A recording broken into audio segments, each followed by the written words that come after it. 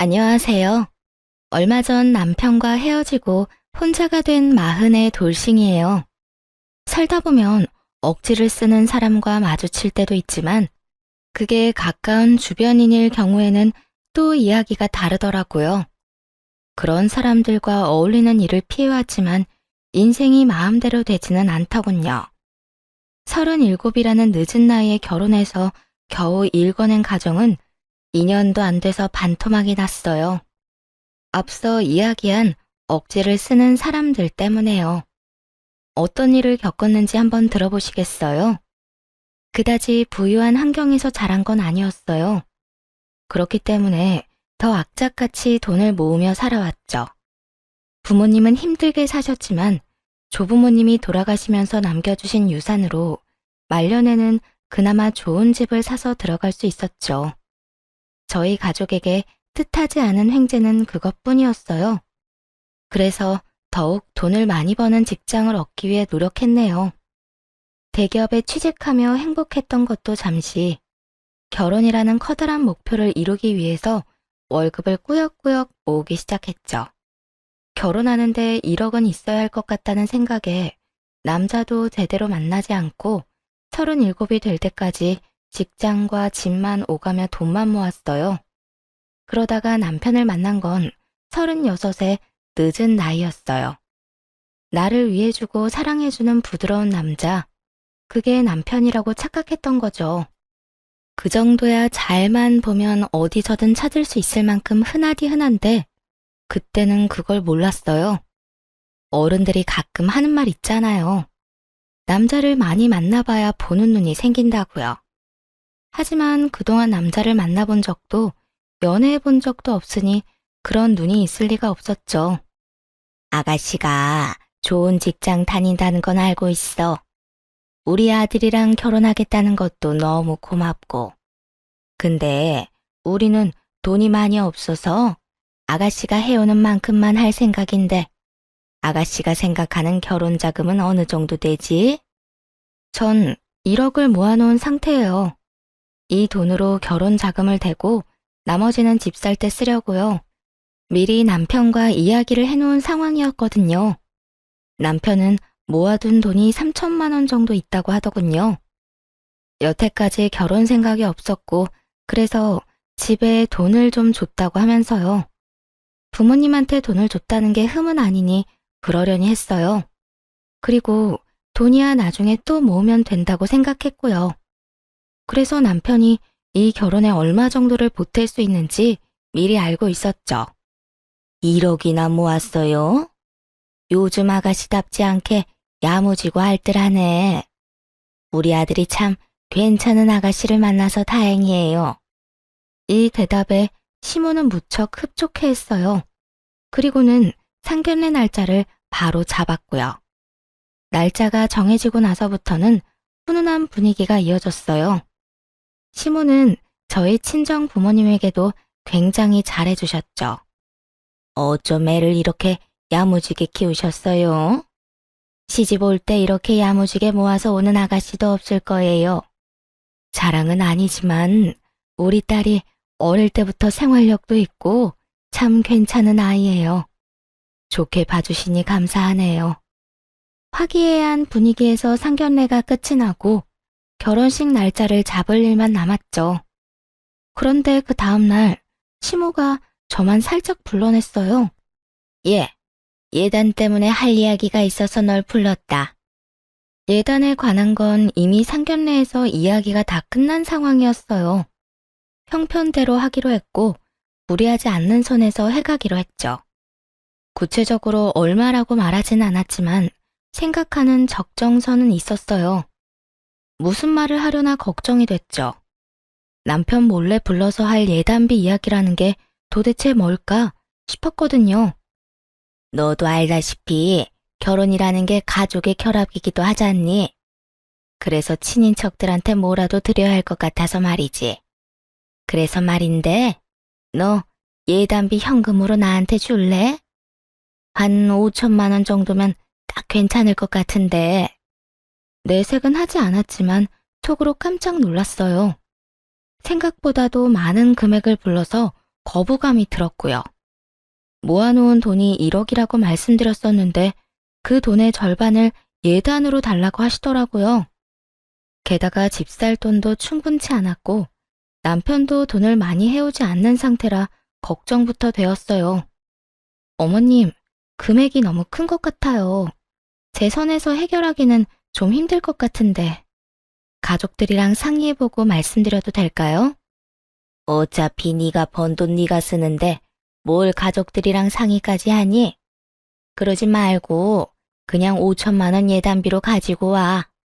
나머지 금액으로도 집 살 때 충분히 버틸 수 있지 않니? 그 눈빛에서 집요함을 보고 그래도 남편은 알아야 할 것 같다고 답했죠. 그랬더니 시모는 마치 말이 안 통하는 아이를 대하듯 답답하게 쳐다보더라고요. 넌 어째 한 번 말하면 듣질 않네? 왜 몰래 불렀는지 몰라? 어쨌든 난 예단비 5천만 원 아니면 안 받을 테니까 그렇게 알고 있어라.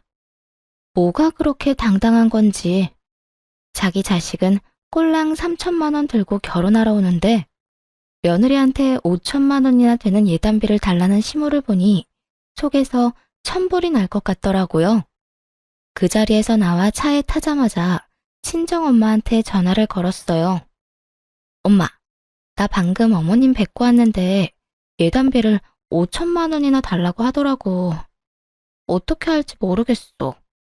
게다가 다 현금으로 달라고 하거든? 근데 받은 신혼집 시세가 생각보다 높아서 5천만 원이나 주기 힘들 것 같아. 뭐? 예단비를 5천만 원이나 요구했다고? 웃긴 아줌마네. 대체 뭐 하자는 거야?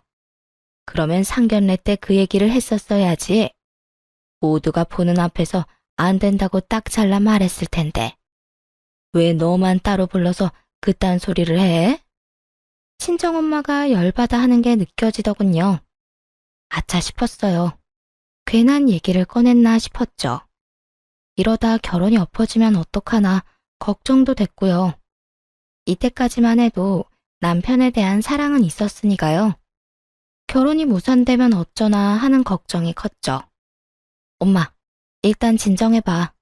내가 남편이랑 잘 얘기해볼게. 어머님은 아무한테도 얘기하지 말라고 하던데 그래도 남편은 알아야 할 거 아니야. 그 여편 내가 아무한테도 얘기하지 말래? 아이고, 그거 그냥 돈 꿀꺽 하려는 거 아니니? 아무리 봐도 이상하다 얘. 상견례 때 말 안 하고 몰래 한 것도 이유가 있을 거야. 일단 너 예단비 주러 갈 때 혼자 가지 마. 엄마랑 같이 가자. 솔직히 이런 일까지 엄마를 끼고 싶진 않았지만 사안이 사안인지라 엄마에게 부탁할 수밖에 없었어요. 시모에게는 말하지 않고 친정엄마와 함께 약속 장소에 나갔죠. 친정엄마가 함께 등장하자 시모가 상당히 당황한 표정으로 맞이하더라고요. 정말이지 똥 씹은 표정이 이런 거구나 알려주는 표정이었죠. 사부인, 오랜만이네요. 잘 지내셨어요? 네. 그런데 어쩐 일로 여기까지 오셨어요?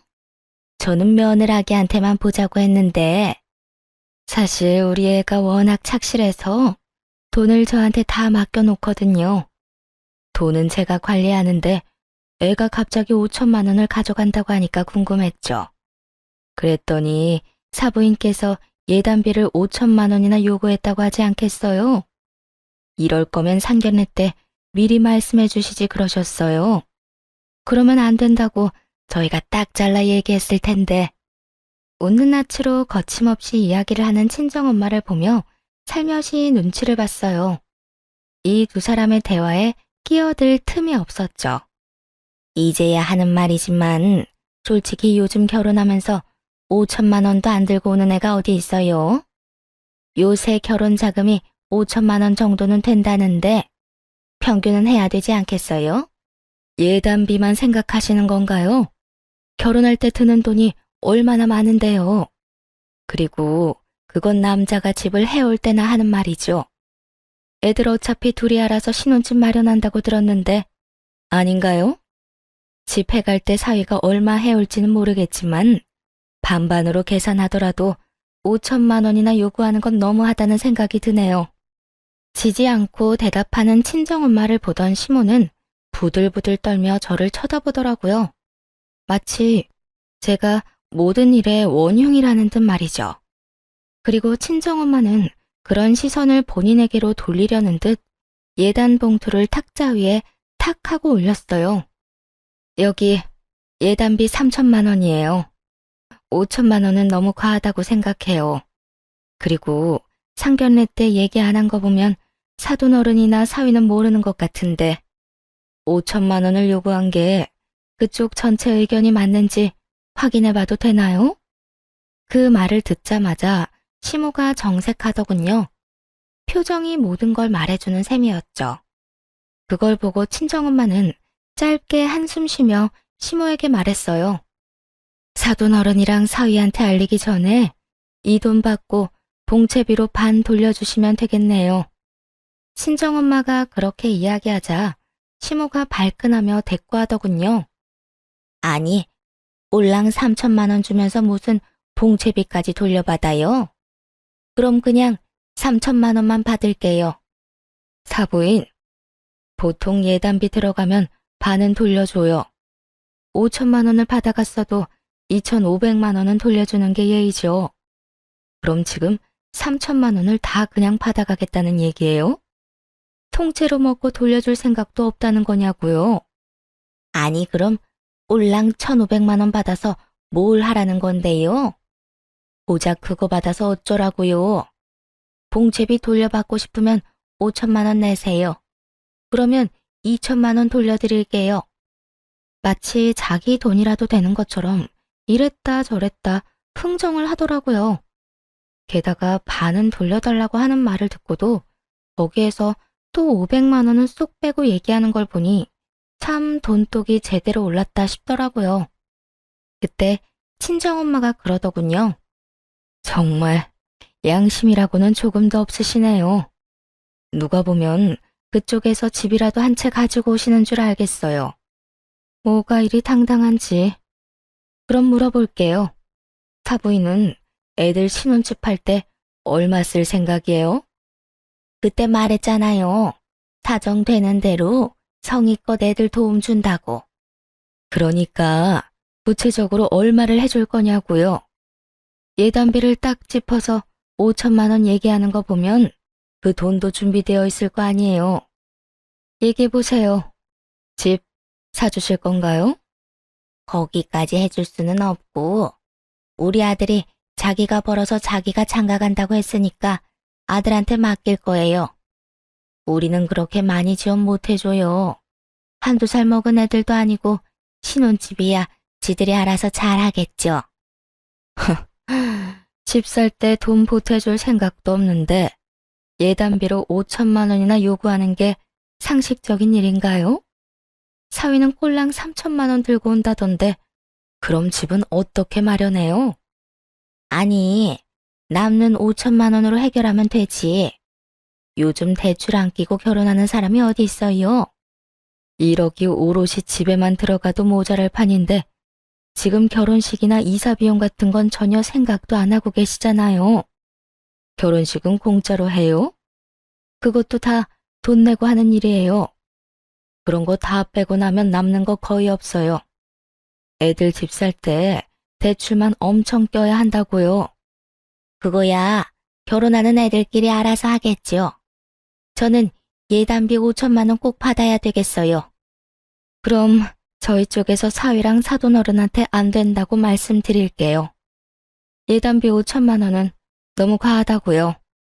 친정엄마가 탁자의 예단비 봉투를 가져가기 위해 손을 뻗을 때였어요. 시모가 신경질적으로 예단비 봉투를 휙 낚아채 가더군요. 알았어요. 3천만 원만 받으면 되잖아요. 자, 여기 봉채비. 절반이라고 했죠? 정말 어이없게도 시모는 그 자리에서 예단비 봉투를 뜯어 신경질적으로 돈을 세더니 1,500만 원을 돌려주더라고요. 아니, 그리고 받은 돈을 돌려줄 때도 예의라는 게 있어야 하잖아요. 시모는 아예 그런 생각은 하지도 않나 보더군요. 자기가 기분이 나빴다는 걸 표현하기에 급급했어요. 무슨 시장에서 장사하는 것도 아니고 예단비랑 봉채비를 이딴 식으로 취급하는 것도 참 웃기네요. 예, 가자. 일어나. 앉아서 노려보고 있는 시모에게 꾸벅 인사를 하고 돌아 나왔네요. 솔직히 망했다 싶었어요. 결혼식도 하기 전에 시모와 이런 식으로 얽히게 될 거라곤 상상도 못했죠. 그렇지만 따지고 보면 시모의 문제였으니까요. 그리고 시모도 제가 싫었으면 그 돈을 아예 안 받았겠죠. 돈을 가져간 걸 보면 결혼을 망칠 생각은 없다는 것으로 해석할 수 있으니 그걸 위안으로 삼기로 했어요. 앞으로 시댁 일에는 무조건 남편을 보내야겠다 생각했죠. 남편이 원하든 원하지 않든 방패로 세워야겠다고요. 그게 제가 결혼 생활을 평온하게 유지할 수 있는 방법일 테니까요. 가게에서 나와서 친정엄마와 밥을 먹으러 갔는데 밥 먹는 내내 친정엄마는 화를 가라앉히질 못하시더라고요. 네 시모라는 사람 정말 마음에 안 드는구나. 아니, 어떻게 예단비를 그런 식으로 요구할 수가 있어? 게다가 들었지? 네 남편이랑 너희 시아버지 될 사람한테는 얘기도 안 한 것 같고 엄마가 정말 걱정돼서 하는 얘긴데 너 힘들면 그냥 결혼 안 해도 돼. 너 정말 괜찮겠어? 엄마, 결혼을 시어머니랑 하는 건 아니잖아. 남편이랑 하는 거고. 그쪽도 엄마 성격 알았으니까 앞으로 조심하겠지. 엄마한테 괜히 미안하네. 엄마 진짜 허투루 얘기하는 거 아니야. 힘들면 엄마한테 언제든지 찾아와. 저 옆에 내 성질머리 보니 안 되겠다. 너 시집살이 시킬 관상이야. 시모가 왜 그렇게 예단비를 욕심내는지 이때는 몰랐어요. 그런데 얼마 지나지 않아 돈 욕심의 이유를 알게 되었네요.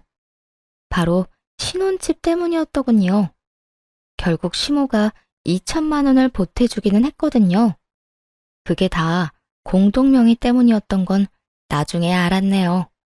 시모의 뜬금없는 예단비 요구가 또 시작될까봐 걱정돼서 집 사는 건 최대한 뒤로 미뤘었죠. 그리고 무사히 결혼식을 마치고서야 슬슬 신혼집에 대해 이야기했어요. 결혼식이 끝나고 돈이 얼마 정도 남는지도 중요하니까요. 친정엄마는 돈 욕심 많은 시모 꼴을 보더니 한 가지 충고를 해주시더라고요. 딸, 엄마가 웬만하면 이런 말 안 하려고 했는데 너 결혼할 때 웬만하면 네 이름으로 해. 네가 돈 다 내는 한이 있더라도 최대한 돈 많이 써서 네 명의로 하는 게 좋겠다. 갑자기 그게 무슨 말이야? 남편도 3천만 원 정도 들고 온다고 했어. 그 돈 들고 오는데 어떻게 단독 명의로 해? 대출 끼면 같이 갚아나가야 되는 건데. 대출 최대한 적게 받을 수 있도록 엄마가 우리 집 담보로 대출 받아줄게. 그걸로 너희 집 살 때 써. 무슨 소리야? 우리 집 사는데 엄마가 왜 돈을 그만큼 많이 써? 됐어. 우리가 알아서 할게. 그냥 엄마 말 좀 들어. 엄마가 봤을 때 너희 시어머니 아주 욕심이 대단한 사람이야. 저런 사람이 지 아들 돈이라고 욕심 안 내겠니? 그리고 너희 시어머니 같은 인간들은 돈에 환장하니까 네가 집이라도 해가야 시집살이 같은 거 피하지. 그러니까 엄마 말대로 하자, 응? 친정 부모님 집을 담보 잡아서까지 저희 신혼집을 마련하고 싶은 마음은 없었어요. 솔직히 엄마가 가진 돈이 있어서 그걸로 도와준다고 하면 고맙게 받을 생각이었긴 했죠. 근데 대출이라뇨. 여윳돈도 아니고 집을 담보로 대출을 받는다니. 그렇지만 엄마의 걱정스러운 눈빛을 보니 더 마다하기도 뭐하더라고요.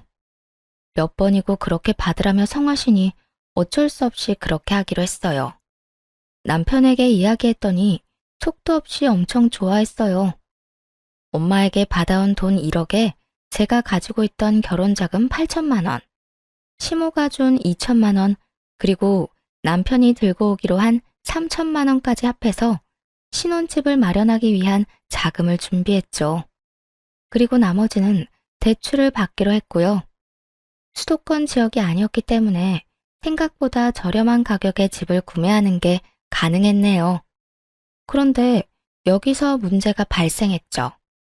집을 둘러보고 몇 군데 추려서 이제 계약을 해야지 하는 찰나에 남편이 갑자기 그러더라고요. 여보, 미안한데 내가 내기로 한 3천만 원 못 줄 것 같아. 갑자기 그게 무슨 말이야? 3천만 원을 왜 못 줘? 그거 우리 집 살 돈이라며? 나 이번에 차가 퍼졌잖아. 엄청 오래된 차이기도 하고. 그래서 차를 새로 샀어. 근데 캐피탈로 하려면 대출해야 되는데 우리 집도 대출 끼고 들어가는데 나까지 대출 있으면 위험할 것 같아서 현금으로 그냥 다 주고 샀어. 듣고는 당황했어요. 남편 차가 오래된 차라는 건 알고 있었고 그 차가 종종 말썽을 일으킨다는 것도 알았죠. 하지만 그럴 거였으면 미리 이야기를 해줬어야 하지 않나요? 예산을 잡아두고 아파트를 보고 있었는데 갑자기 3천만 원이 빠져서 곤란해했죠. 그러면 미리 얘기를 하든가. 지금 보고 있던 집들은 못 가잖아. 그럼 좀 더 작은 집으로 가면 되지. 뭔 상관이야. 지금 나한테 돈 다 내라는 말이야? 우리 둘이 결혼하는데? 다는 아니지. 우리 엄마도 돈 냈잖아. 그리고 자기 능력 되잖아. 작은 아파트로 사면 돈도 별로 안 들 거고. 그리고 살면서 내가 많이 도와주면 되지. 뻔뻔하게 짝이 없는 남편의 말을 들으면서 화가 머리끝까지 났어요. 내가 예단비 어머님한테 드린 거 알고 있지? 나한테 집 사도록 만들 거였으면 나 그 예단비 안 줬을 거야. 내가 집까지 다 하는 거나 마찬가지인데 그러면 넌 도대체 결혼할 때 뭘 가지고 올 건데? 내가 생활비 많이 지원해 준다니까. 그러니까 걱정하지 마. 지금 당장 차가 없으면 나 일도 제대로 못 한다고. 아버님은 우리 집 살 때 보태주기로 하셨어? 우리 집? 나도 모르지. 한 1,000만 원 정도는 보태주지 않을까? 아예 기대를 하지 말라는 뜻이었죠. 1,000만 원이면 혼수에 쓰기도 빠듯한 금액이었으니까요. 그럼 공동명의, 그건 어떻게 할 건데? 당신 엄마가 그렇게 원하던 자기랑 나, 공동명의 말이야. 화를 내자 남편이 뭐가 문제냐는 듯 의아한 표정으로 묻더군요. 당신 명의로 해. 난 공동명의 필요 없어. 우리 엄마가 하도 공동명의 하라고 난리를 피우길래 그렇게 말했을 뿐이고, 난 괜찮으니까 당신 단독 명의로 해. 시모가 신혼집을 저희의 공동명의로 하길 원하고 있는 건 익히 알고 있었죠. 하지만 남편이 집을 사야 할 돈으로 본인 차를 사버렸으니 이젠 당당하게 단독 명의를 요구할 수 있는 상황이 되었고요. 진짜 내 이름으로 해도 돼? 해도 돼. 어차피 우리 같이 살 집이고 난 그런 거 신경 안 써. 남편은 그저 지금 탈 자동차에만 신경을 쓰는 것 같더군요. 신혼집에 그렇게까지 관심이 없다는 건 조금 충격이었지만 그냥 그러려니 하고 넘어가기로 했어요. 명의만 제 걸로 해준다면 손해보는 건 없을 거라고 생각했으니까요. 알았어. 그럼 우리 엄마가 집 살 때 돈 많이 보태줬는데 엄마랑 나 공동명의로 해도 되지? 그것도 괜찮지. 장모님이 1억이나 보태주시기로 했잖아. 그렇게 이야기가 마무리되고 우여곡절 끝에 신혼집을 구했네요. 저와 친정엄마의 공동명의로 말이죠. 친정엄마는 이 상황을 기뻐했어요. 그런데 신혼집에 들어간 지 얼마 되지 않았을 때 시모가 불같이 화를 내며 남편이 없는 사이에 집을 찾아왔어요. 너 어떻게 그런 끔찍한 생각을 할 수가 있어? 결혼을 했으면 남편이랑 둘이서 공동명의로 집을 해야 되는 거지. 어떻게 친정엄마랑 너랑 공동명의를 할 수가 있어? 시모가 찾아온 것은 남편에게 집의 소유권이 누구에게 있는지를 들은 다음이었죠. 시모는 자신이 준 2천만 원과 지 아들이 가지고 온 돈으로 집을 샀는데 왜 친정어머니와 제 공동명의로 했냐며 따지기 시작했죠. 어머님, 이미 남편이랑 다 상의된 거예요. 그리고 대출도 제가 가지고 가기로 했고요. 정말 가증스럽다, 너. 내가 준 2천만 원은 돈도 아니야? 그리고 내 아들도 집 살 때 3천만 원 보탰을 텐데. 어머님, 저희가 받은 건 1천만 원 뿐이었어요. 그마저도 혼수에 들어갔고요. 지금 말씀하시는 3천만 원은 받지도 못했어요. 이야기를 듣는데 머리가 아프더군요. 시모는 2천만 원을 줬다는데 실제로 받은 건 1천만 원 뿐이었거든요. 남편이 중간에서 빼돌린 게 분명했죠. 게다가 3천만 원의 행방도 시모는 전혀 모르고 있었고요.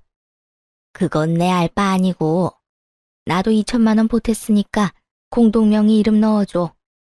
우리 아들은 무슨 이유로 괜찮다고 했는지 모르겠지만 내 이름은 꼭 넣어야 되겠어.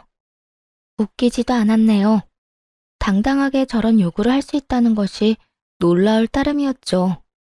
아니요, 저는 어머니랑 공동명의 할 생각 없어요. 남편하고 이미 상의도 다 끝났고요.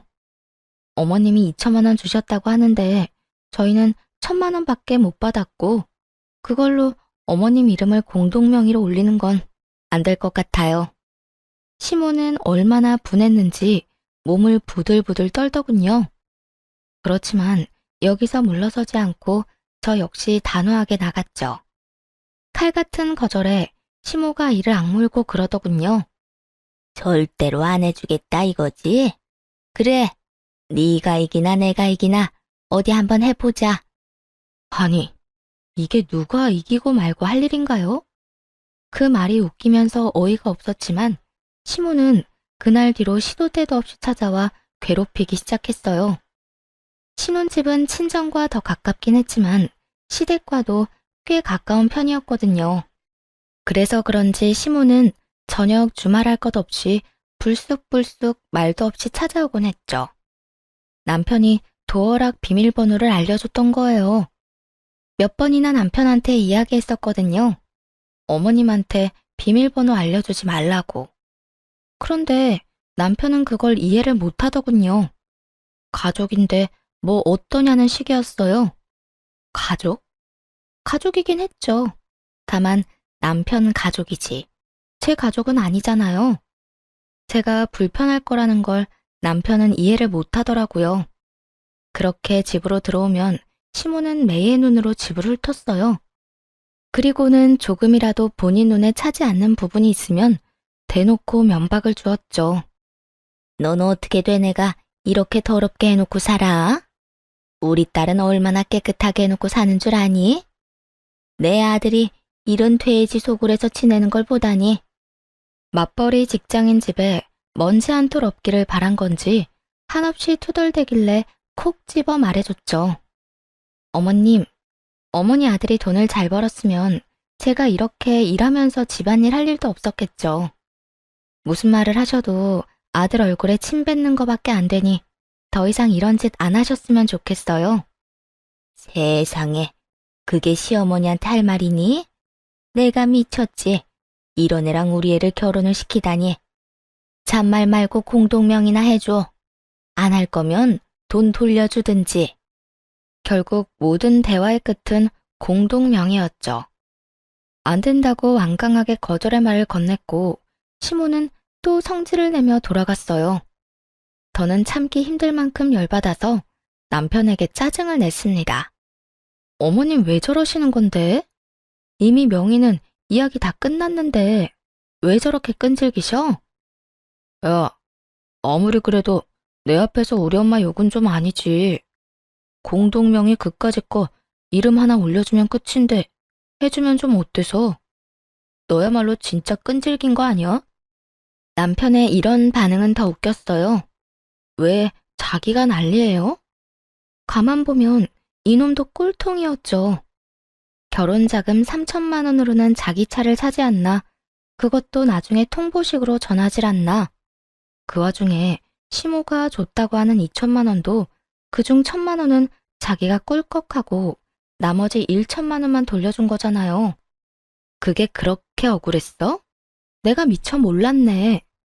그렇게 억울한 거면 그냥 헤어지자. 헤어지고 각자 편하게 살면 되겠네. 헤어지잔 이야기가 그렇게 쉽게 나와?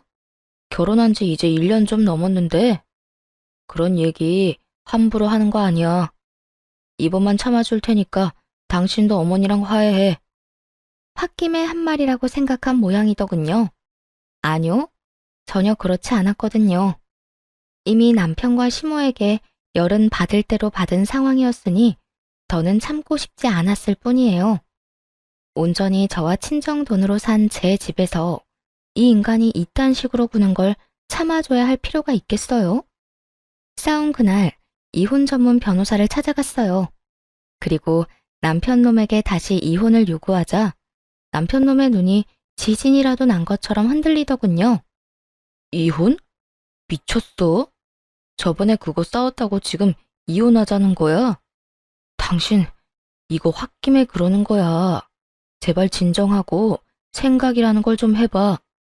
이미 생각은 많이 했고 마무리 단계야. 당신이랑 싸운 것도 원인이긴 하지만 당신보단 어머님 때문에라도 이혼해야겠어. 엄마가 잘못했는데 왜 우리가 이혼을 해?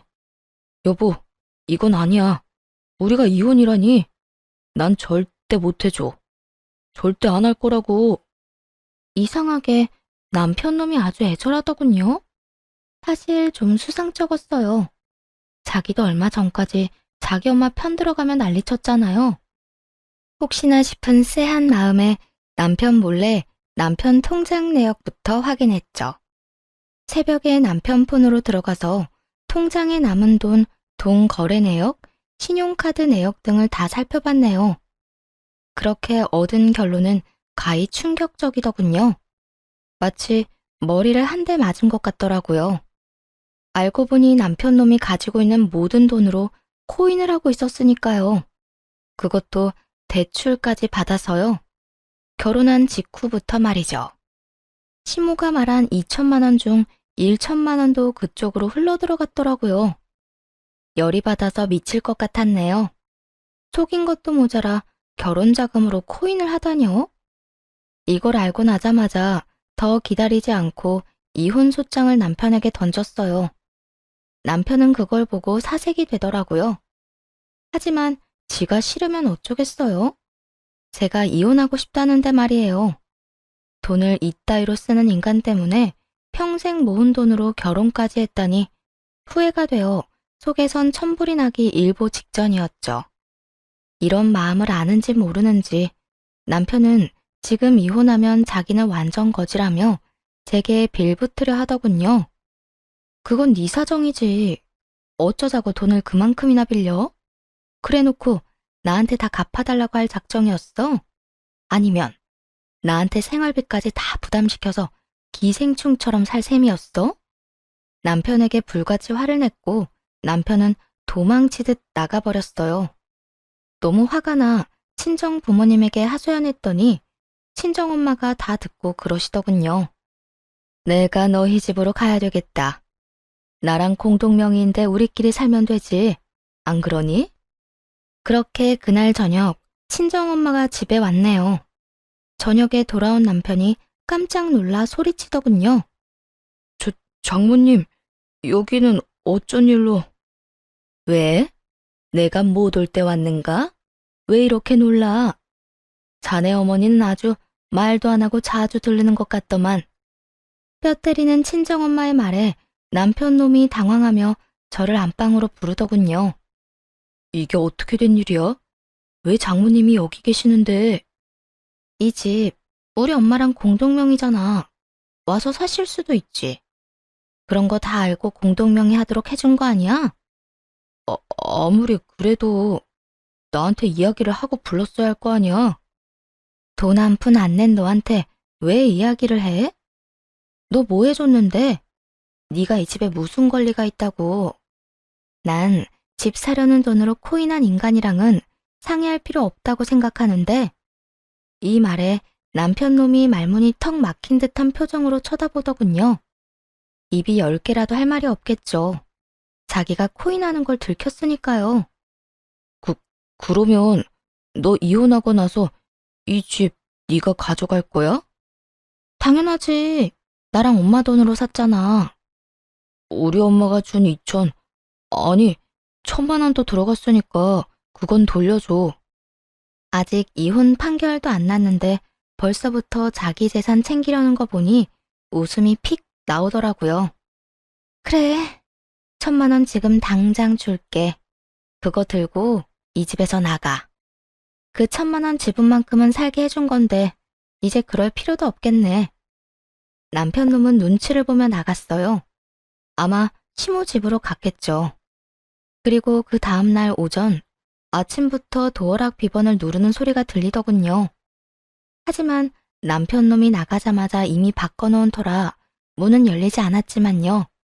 그러자 밖에서 시모가 큰 소리로 문을 두드리며 소리치더군요. 야, 문 열어. 문 안 열어? 이 정신 나간 년아.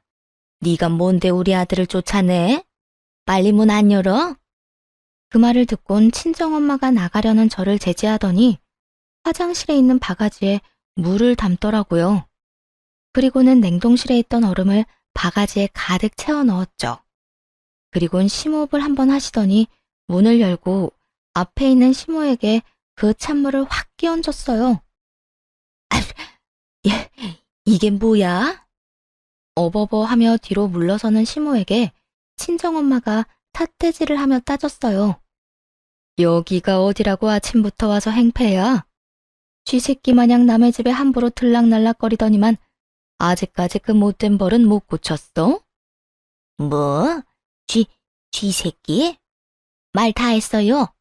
그리고 아니 여기가 왜 남의 집이야? 내 아들 집이기도 하지. 너희가 이렇게 뒤통수 칠까봐 공동명의 해달라고 그렇게 말했건만 결국은 내 아들을 쫓아내? 감히? 그럼 집 살 때 돈이라도 많이 보태지 그랬어. 울랑 1,000만 원 줘놓고 소유권 주장할 생각이었어? 뭔 헛소리야, 2천만 원 줬는데. 2천만 원은 돈 아니야? 그리고 우리 아들이 준 3천만 원도 돌려줘야지. 시모는 여전히 그 3천만 원이 어디에 쓰였는지 모르고 있었어요. 하긴 그러니 여기 와서 이런 정신 나간 주장을 할 수 있었겠죠. 가르쳐주고 싶은 마음도 들지 않았어요. 뭐 자기들끼리 알아서 하겠죠. 1,000만 원이든 3천만 원이든 거기서 거기고 애초에 그 돈도 우리가 준 돈에서 낸 거잖아요. 그리고 우리는 당신 아들이 집 살 때 가져온 그 돈 이미 다 돌려줬어. 당신 아들이 이미 다 가져갔다고. 왜 그 돈을 우리 아들이 가져가? 나한테 줘야지. 지가 달라는데 그럼? 그쪽 아들 통장에서 나온 돈이니 그쪽 아들 편으로 줬고 그거 받아내는 건 당신이 할 일이야. 그 돈이 남아있으려나 모르겠지만 그게 무슨 소리야? 돈이 남아있겠냐니? 그건 직접 알아보시던가. 우리 딸은 당신의 아들이랑 이혼 판결 나면 이제 영영 남이거든? 그러니까 앞으로 이딴 식으로 집에 찾아오지 마. 찾아와서 난동 부리면 경찰에 신고할 거예요. 시모는 자기 아들이 돈을 받아갔다는 이야기에 부랴부랴 돌아가더군요. 그게 더 급했나 봐요. 그리고 시모의 불안은 확신이 됐죠. 남편 놈이 자기 엄마 돈이라며 돌려달라고 해놓고는 자기 급한 불부터 껐더라고요. 그걸 알고 난 시모가 남편 놈을 얼마나 혼냈는지 시댁에 소문이 싹 다 났더군요. 비 오는 날 먼지 나도록 두드려 맞았다면서요. 그렇게 이혼은 싱겁게 끝났어요. 나누고 뭐 할 것도 없었네요. 꼴랑 1년밖에 안 되는 결혼 기간이니 재산분할 할 것 없었고 무엇보다 경제권을 통합하지 않았기에 주고받을 것도 없었고요. 다만 남편 놈이 저 몰래 대출을 엄청 끌어다 쓴 게 유책 사유로 인정돼서 위자료를 1,000만 원 받을 게 있었죠. 전 남편은 돈이 없다며 백장을 부렸고 그 꼴을 보다 못해 시모에게 부탁하라고 했네요. 그 말을 하고 나서 30분이 채 되지 않아 전 시모가 만나자고 하더군요. 일단 받아야 할 돈이 있으니 나가기로 했어요. 아들한테 들었다. 위자료 받아야 된다고? 그런데 너 그 전에 계산해야 하는 거 있지 않아? 아들한테 받은 3천만 원, 그것부터 돌려줘야지. 어이가 없어서 둘을 번갈아 보며 웃어버렸네요. 아직도 그 이야기를 안 했단 말이야? 너도 진짜 대단하네. 무슨 소리야? 너희 대체 무슨 이야기 하는 거야? 아무것도 모르던 시모만이 불안한 표정으로 바라보더군요. 그 3천만 원은 저한테 온 적도 없거든요. 아줌마 아들이 그 3천만 원으로 차 샀어요. 물론 차만 샀는지는 알 수 없지만. 말이 끝나자마자 시모는 불같이 화를 내며 전 남편 놈을 추궁하더군요. 그게 무슨 소리니? 그 3천만 원도 내가 집 살 때 보태라고 준 거잖아. 네가 인간이야? 어디 자식놈이 엄마 등에 칼을 꽂아? 남편 놈이 모았다던 그 3천만 원도 자기 돈이 아니었던 거죠. 완전 쭉정이었어요, 쭉정이. 실속이라고는 전혀 없는 빈수레. 와, 이걸 1년 만에 알아내서 다행이라고 해야 하나? 재수없게 이딴 인간이랑 만나게 된 게 불행이라고 해야 하나? 시모는 화를 못 이겼는지 전 남편을 열심히 두드려 패더라고요. 네가 다 망친 거야. 이런 것도 아들이라고. 너 이혼하고 한 푼도 못 받고 빈털터리로 나오게 됐잖아. 도대체가 그 돈을 다 어디에 쓴 건데? 아, 코인에 다 넣은 걸로 아는데요. 코인? 그 망해가는 그거? 이런 미친놈이 다 있나? 옆에서 불난 집에 장작을 넣어줬죠. 추임새가 마음에 들었는지 시모는 열심히 지 아들놈을 두드려 패더군요. 이걸 여태까지 시모가 하나도 몰랐다는 게 더 놀라웠네요. 전 남편 놈도 참 소심한 얼굴로 사고 하나는 잘 치네 싶었고요. 나나 너 둘 중에 한 명이라도 그 집 공동명의 했으면 이 꼴은 안 나지. 한 푼이라도 더 받고 나왔을 거 아니야. 너 때문에 손해만 봤잖아. 이 머저리 같은 놈아. 그게 왜 내 탓이야? 돈 많이 안 보태준 엄마 탓이지. 장모님 못 봤어? 집 담보대출 받아서 딸 집 사주던데 엄마는 도대체 뭐 했는데? 뭐? 그게 지금 엄마한테 할 소리야? 엄마가 안 도와주길 했어? 예단비 5천만 원 받았으면 최소 8천은 지원해 줄 수 있었어. 그랬으면 이 꼴은 안 받겠지. 담보대출이라도 받았으면 억울하진 않을 거 아니야. 썩은 인간들, 예단비를 많이 부른 게 다 이것 때문이었더라고요. 어떻게든 공동명의로 올려서 그 집을 담보로 뭔가 해보려고 했던 것 같더라고요. 참 나쁜 인간들이었죠. 몰라. 나 그런 거 모르니까 위자료나 엄마가 갚아줘. 나 돈 없거든. 돈이 왜 없어? 내가 드린 5천만 원 다 토해내. 없다니까. 아들놈 당당한 말투에 시모는 열이 꼭지까지 올랐는지 한참을 씩씩대는데 뭐 저야 위자료 빚을 달아났으니 마음이 편했죠. 둘이서 치고받든 재미있기만 했네요. 그렇게 그 인간들과 두 번 다시 볼 일 없다고 생각하고 나왔는데 며칠 뒤에 전 남편놈 위자료를 보냈더라고요. 솔직히 못 보낼 줄 알았거든요. 시모가 워낙 난리였으니까요. 나중에 어떻게 된 것인지 엄마를 통해 진실을 들을 수 있었어요. 너희 시모 완전 패가망신이야. 집 폭삭 망했더라. 엄마가 듣고 왔는데 아주 난리도 아니었어. 왜? 또 코인비 터졌어? 아니, 그 집에 얼마 전에 경찰들이 왔다 갔거든. 집에 도둑 들어서 가전이며 가구며 그 옆에 내 폐물까지 돈 되는 건 싹 다 훔쳐가서 경찰 불렀는데 알고 보니까 범인이 지 자식이더라고. 네 전 남편이 너희 시부모 뒤통수 때리고 도망갔대. 뭐? 진짜? 그래. 경찰에서는 가족끼리 집안에서 벌어진 일은 처벌이 안 된대나 어쩐대나. 그래서 경찰들 다 돌아가고 나서 하루 뒤인가? 그 집에 고함 소리 나고 싸우고 난리도 아니었다고 하더라고. 신고 들어가서 경찰이 한 번 더 왔다 갔다던데. 뭐? 그 인간은 도망갔는데 왜 난리가 나? 왜긴 왜야. 그놈이 갈 곳 없어서 또 엄마한테 기어들어온 거지. 자기가 처벌 안 받는 거 알고 그랬나 봐. 그 아줌마는 자기 아들을 호적에서 팔 거라며 악을 쓰고 아들한테 집에서 당장 나가라고 소리치고 하여튼 난리였다더라고.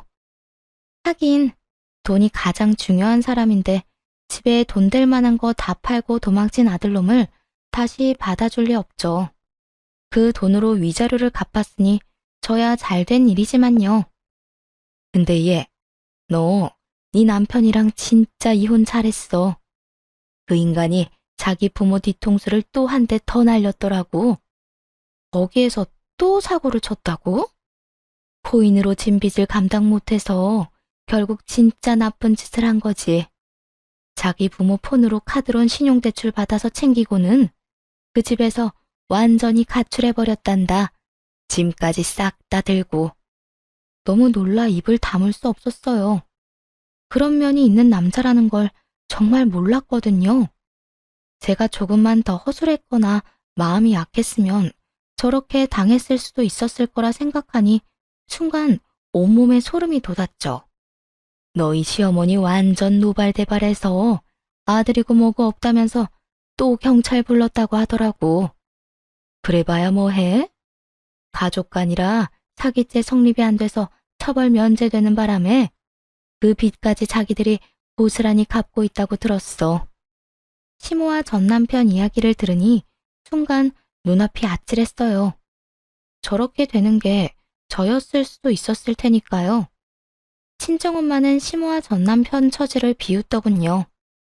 욕심 많은 시어머니나 그런 엄마를 닮은 아들이나 똑같이 정신 나간 것들이야. 어떻게 자기 엄마 뒤통수를 쳐? 이혼 잘했다. 잘했어. 그 이후에 딱 한 번 전 시모와 마주친 적이 있었죠. 이제 다 늙어 애들 재롱봐야 하는 나이에 땡볕에 나와서는 시에서 주는 일을 하고 있더군요. 시모는 눈이 마주치니 헐레벌떡 다가와 그러더라고요. 며느라가 내가 잘못했다. 그러니까 내 아들놈 좀 다시 데려가라. 너랑 살 때가 그나마 인간답게 사는 거였어. 지금은 어디 있는지도 모르는데 내 이름으로 계속 사고만 친다.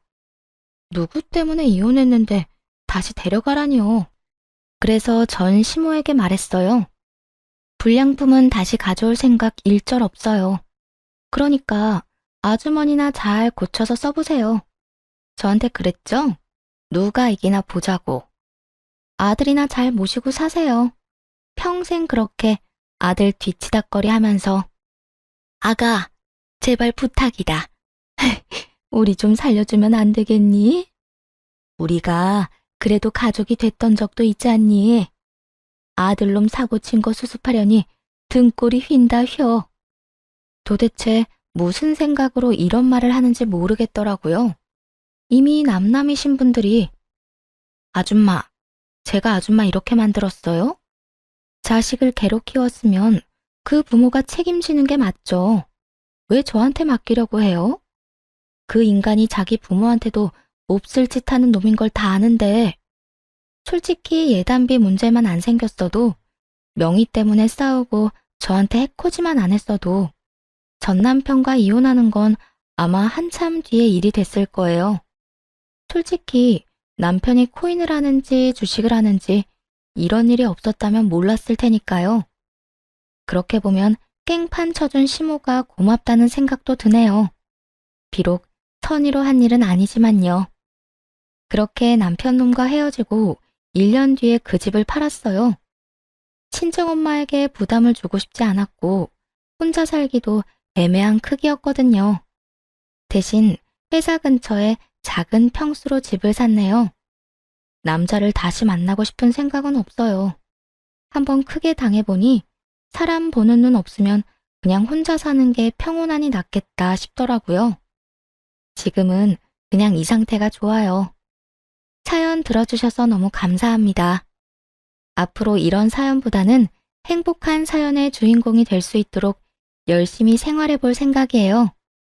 글 읽는 모든 분들 행복하고 즐거운 하루 되세요.